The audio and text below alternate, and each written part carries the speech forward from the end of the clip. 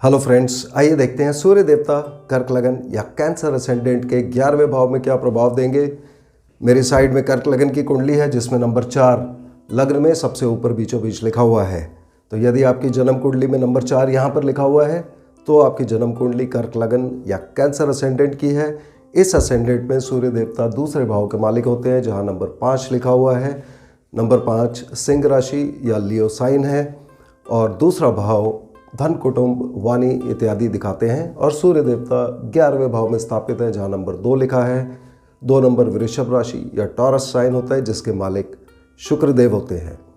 इस वीडियो को मैं 2 पार्ट में कवर करूंगा। पहले पार्ट में मैं आपको कुछ ऐसे रिजल्ट्स बताऊंगा जो ना केवल कर्क लगन बल्कि प्रत्येक लगन जिसमें भी सूर्य देवता 11वें भाव में स्थापित है सबके लिए एप्लीकेबल होगा। और दूसरे पार्ट में मैं कर्क लगन से स्पेसिफिक रिजल्ट्स की बात करूंगा।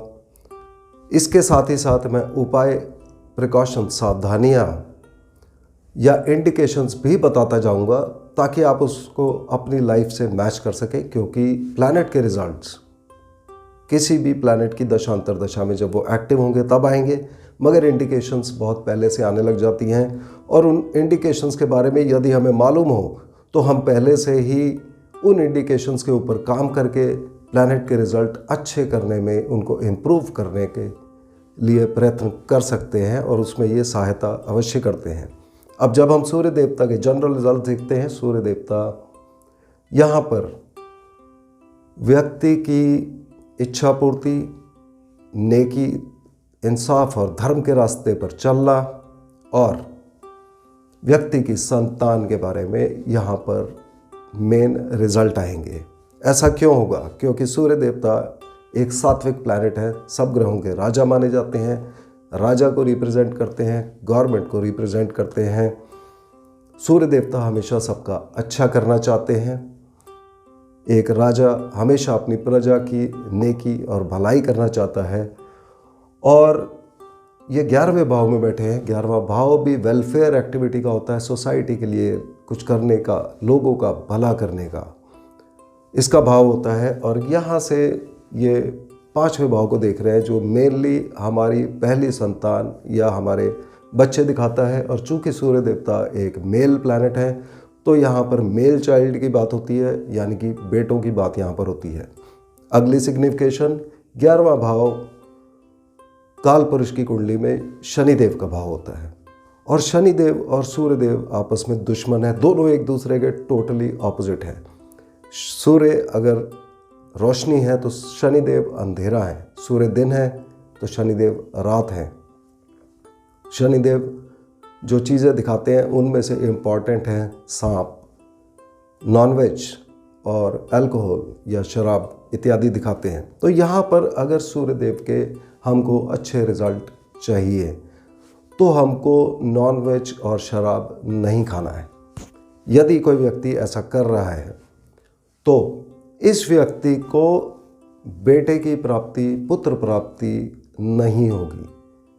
और अगर होगी भी तो 45 साल की उम्र के बाद होगी, और वो भी तभी जब ये नॉनवेज और शराब पीना छोड़ दें और नेकी और इंसाफ के रास्ते पे चलें।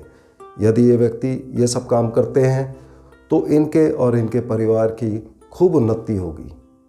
यहाँ पर ये इच्छा पूर्ति का भाव है और इच्छाएं हमारी ख़त्म नहीं होती है। जब ये इच्छाएं बहुत बढ़ जाती हैं तो ये एक लालच का रूप ले लेती हैं। तो यहाँ पर ये व्यक्ति कुछ लालची भी अवश्य हो सकता है, मगर जब तक वो अच्छे रास्ते पर, नेकी और इंसाफ के रास्ते पर चलेगा, उसको अच्छे रिजल्ट्स मिलते रहेंगे।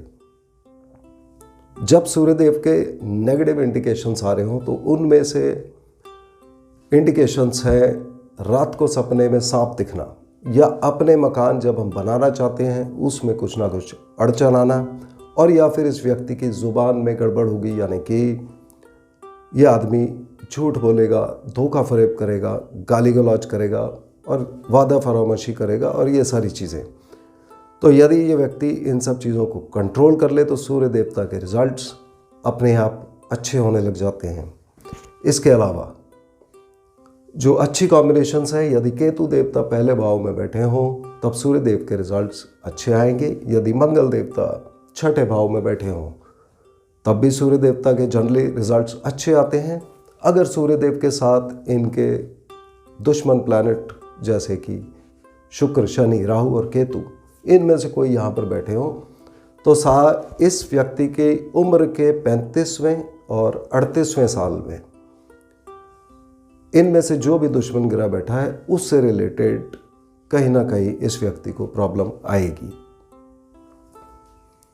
अब जब हम सूर्यदेव की यहाँ जनरल रिजल्ट्स की बात करते हैं तो उसमें सबसे इम्पॉर्टेंट यही है कि यह व्यक्ति नॉनवेज नहीं खाए और शराब नहीं पिए। यदि ये करेंगे तो संतान प्राप्ति नहीं होगी, पुत्र प्राप्ति नहीं होगी, और यदि होगी भी तो 45 साल के बाद ये सब काम छोड़ने पे, और इसका उपाय है 45 साल के बाद जिंदा बकरों को छोड़ दिया जाए, उससे संतान प्राप्ति में मदद करेंगे।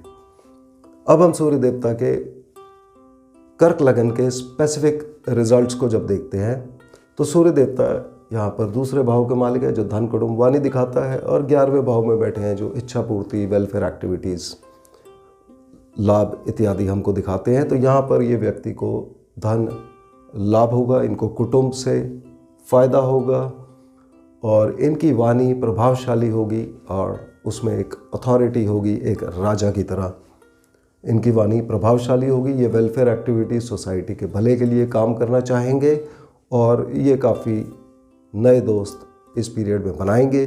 जो भी सूर्य देवता के रिजल्ट्स आएंगे वो केवल सूर्य देवता की दशा अंतरदशा में ही आएंगे। जब सूर्य देवता इस कुंडली में 0 डिग्री से 10 डिग्री के बीच में हैं तो सूर्यदेव अपने ही नक्षत्र में होंगे। इस केस में जो हमने ऑलरेडी रिजल्ट्स डिस्कस किए हैं वही रिजल्ट्स आएंगे। जब सूर्यदेव इस पोजीशन में, इसी राशि में 10 डिग्री से लेके 23 डिग्री 20 मिनट के बीच में होंगे, तब वे चंद्रमा देवता के नक्षत्र में होंगे जो कि लग्नेश हैं।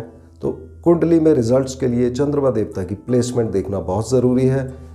रिजल्ट्स ज़्यादातर वही रहेंगे जो हमने सूर्य देवता के डिस्कस किए हैं। सिर्फ फ़र्क ये होगा कि चूंकि चंद्रमा देवता लग्नेश हैं और चंद्रमा हमारे मन के कारक हैं और लग्न हमारी फिजिकल बॉडी दिखाता है, सूर्य हमारी आत्मा दिखाते हैं, तो व्यक्ति का मन, उसका शरीर, उसकी आत्मा सबके सब अपने धन, कुटुंब, वाणी और इच्छा पूर्ति के साथ जुड़ गए हैं। सिर्फ जो डिफरेंस आएगा वो ये आएगा कि चंद्रमा देवता का नेचर अप एंड डाउन का होता है। जैसे हम चंद्रमा देवता को देखते हैं उनका साइज़ 13 दिन बढ़ता जाता है, फिर 13 दिन कम होता जाता है।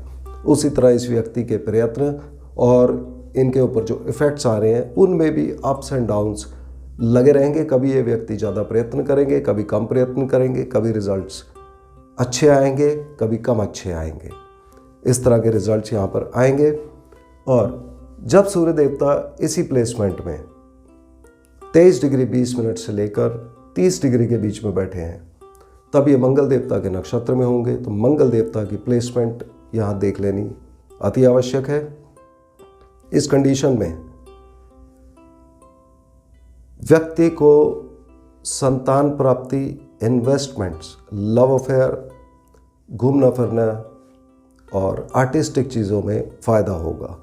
यहाँ पर इन व्यक्तियों का प्रोफेशन भी किसी आर्टिस्टिक चीज़ से जुड़ा हो सकता है और ये लोग बहुत एम्बिशियस होंगे और इनका प्रमोशन मिलने का यहाँ पर चांस हो जाता है।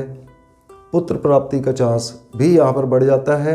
ये वेलफेयर में एक बार फिर रुचि लेंगे और इनके बड़े भाई या बहन में से किसी का इस पीरियड में बिजनेस में प्रॉब्लम आ सकती है या शादीशुदा ज़िंदगी में प्रॉब्लम आ सकती है। मगर अगर वे विदेश से जुड़ा काम, हॉस्पिटल से जुड़ा काम, MNC इत्यादि से जुड़े काम कर रहे हैं, जेल असाइलम से जुड़े काम कर रहे हैं, तो वहाँ पर उनको लाभ होगा। ओवरऑल सूर्य देवता की ये प्लेसमेंट अच्छी है। और यदि हमें सूर्य देवता के और अच्छे रिजल्ट चाहिए तो जैसा हमने बात की है, हमेशा नेकी और इंसाफ के रास्ते पर चलें, नॉनवेज और अल्कोहल नहीं खाएं और सुबह उठकर सूर्य देवता को नमस्कार करें। उससे आपको लाभ होगा। अपने पिता की इज्जत करें, उससे आपको लाभ होगा। और जो लोग गायत्री मंत्र का पाठ करना चाहते हैं वो ये कर सकते हैं, उससे उनको लाभ होगा। तो मुझे उम्मीद है आपको आज का वीडियो पसंद आया होगा। अगले वीडियो में हम फिर मिलते हैं, तब तक के लिए धन्यवाद।